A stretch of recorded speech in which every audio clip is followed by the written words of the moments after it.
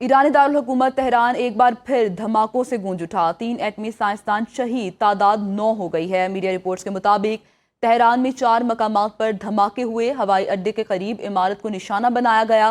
सेहूनी forces का Tabrez oil refinery के करीब हमला। इसराइली तैयारों की ईरानी शहर ज़ंजान में भी फौजी अड्डों पर बमबारी। असदाबाद के करीब बैलिस्टिक मिसाइल लॉन्चर तबाह। Israeli army chief Ayal Sameer का कहना है इसराइल के लिए ईरान तक रास्ता साफ हो गया है। अगले चंद घंटों में तेहरान में मजीद हमले शुरू करेंगे। ईरानी हुकाम की मजीद 2 सीनियर अफसरों की शहादत की तस्दीक। इसराइली हमलों में ईरानी जनरल स्टाफ इंटेलिजेंस के सरबराह जनरल गुलाम रजा महराबी और deputy chief of operations general Mehdi Rabbani शहीद हो गए। इसी तमाम सूरत हाल पर बात करेंगे। हमारे साथ मौजूद हैं ब्रिगेडियर रिटायर मसूद खान साहब। मसूद साहब, बहुत बहुत शुक्रिया आपके वक्त का। जिस तरह से हम देख रहे हैं कि ये कशीदगी रोज़ बरोज़ बढ़ती जा रही है और ईरान की जानिब से भी जवाबी हमला किया गया। एक अलार्मिंग सिचुएशन ये है कि यूनाइटेड नेशन की जानिब से सिर्फ और सिर्फ मजम्मत ही की जाती है, कोई प्रैक्टिकल अप्रोच उनकी जानिब से करते हुए दिखाई नहीं दे रही। इस तमाम मामले को किस तरह से देखते हैं आप?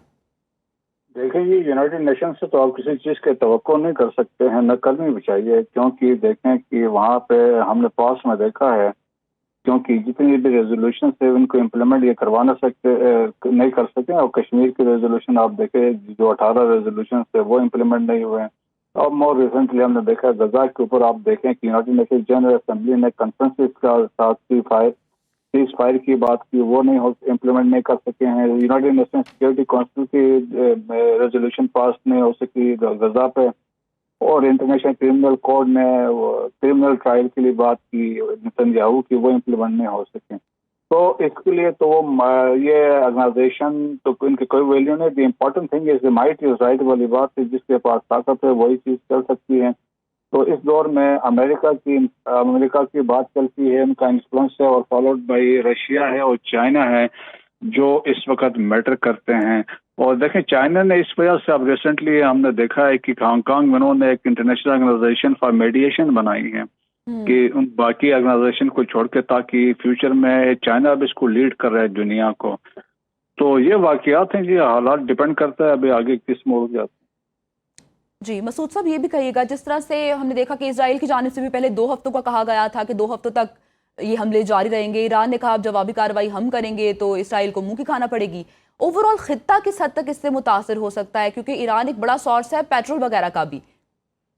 देखें जी, अव्वल तो कोशिश तमाम ताकतों की यही होगी कि ये वो जो कन्फ्रंटेशन है 2 ममालिक के दरमियान ही रहे और इसमें इसकी वाइडर कन्फ्लिक्ट ना हो। इसराइल की बिल्कुल कोशिश है किसी भी तरीके से ये वाइडर कन्फ्लिक्ट हो, और जिसमें अमेरिका भी इसमें इन्वॉल्व हो, सब्सिक्वेंटली द अरब कंट्रीज को भी वो चाहते हैं इसमें हो।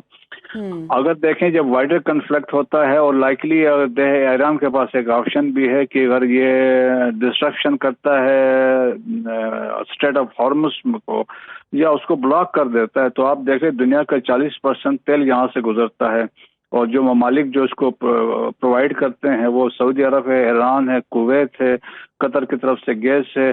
तो फिर वो उससे ये होगा कि फार ईस्ट एशिया है, चाइना को यहाँ से तेल जाता है, जापान को है, साउथ कोरिया को है, इंडोनेशिया को है, इंडिया को है। यानी कि 40% तेल इस रास्ते से होकर गुजरता है और काफी खतरे नुकसान उठाना पड़ सकता है। वफाकी तजियाकार ब्रिगेडियर रिटायर मसूद खान साहब हमारे साथ मौजूद थे। आपका बहुत शुक्रिया।